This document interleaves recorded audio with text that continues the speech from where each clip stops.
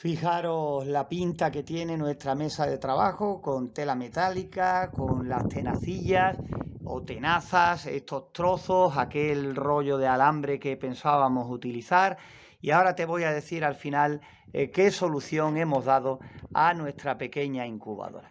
Hemos escogido ahí para que veáis un par de huevos de codornices que teníamos aquí a mano para que veáis cómo queda, ¿no?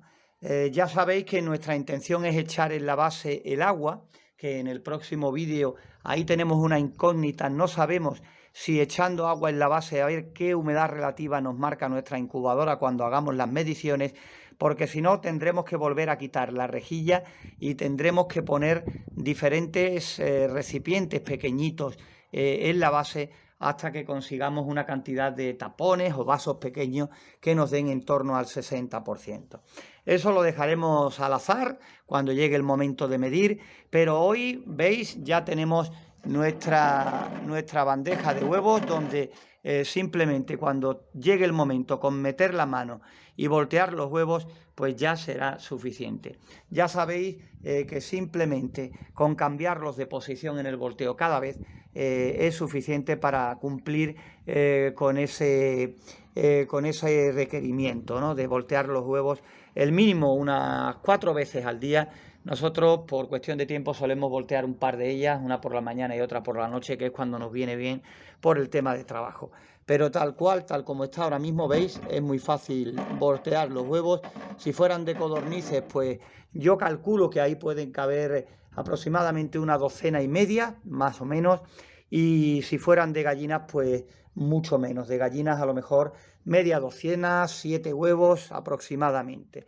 Pero quiero recordarte que lo importante es que tú puedes hacer la incubadora de la capacidad que quieras. Ya después, con los ajustes y la calibración, pues evidentemente daremos el toque final al conjunto.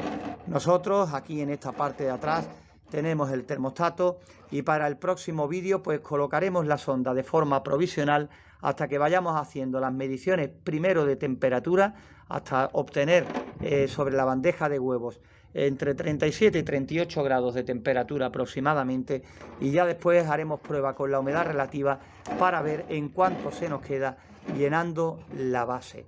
Ahora te cuento también cómo lo puedes hacer tú si quieres para hacerlo de forma más fiable.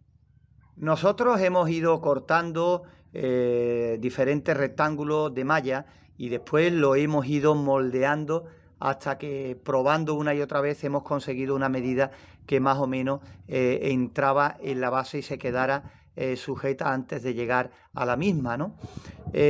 Una vez que hemos conseguido pues esa malla, pues la hemos metido y ya veis que ha quedado fijada por presión, ¿no? Pero lo que podíamos hacer si tuviéramos más tiempo, pues es hacer un par de agujeros en el lateral, aquí y aquí detrás, cruzar el alambre, que lo teníamos aquí también preparado, cruzar el alambre y ya después cortar la malla un poquito más pequeña para que descanse sobre los alambres a nivel y quedara pues totalmente a nivel. A nosotros, más que la estética de la incubadora, lo que nos interesa es terminarla y cuando podamos probarla para ver realmente si funciona o no, que es, imagino, lo que a ti te interesa. Ya cada uno en su casa, pues si tienen más medios les darás un acabado mejor y si tienen menos medios, pues con hacer la práctica y que funcione lo mejor posible, pues al fin y al cabo es lo que perseguimos. Aquí poco a poco va cayendo ya la noche, hemos dado un empujoncito más a nuestra incubadora, ya tenemos la base, ya la tenemos prácticamente casi terminada. Aquí, llegados a este punto, es donde no hay que correr más de la cuenta. Ahora tenemos que buscar una buena ubicación para la sonda. Le pondremos un poquito de fiso en el lugar que le busquemos y mediremos la temperatura. Si conseguimos en la posición que le demos a la incubadora 37, 38 grados en la bandeja de huevos, perfecto, ya la dejaremos bien sujeta en ese lugar. Que no, pues será cuestión de moverla hacia arriba o hacia abajo según lo necesitemos. En este termostato la calibración hay que hacerla de esta forma. No te preocupes porque lo vamos a hacer todo paso a paso y así lo vamos a explicar.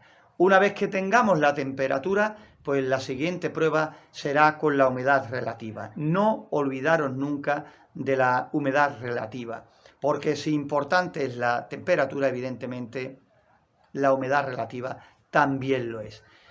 Desde Marchena, Sevilla, Andalucía, como siempre, dando las gracias por estar con nosotros. Nos vemos, si queréis, en el siguiente vídeo.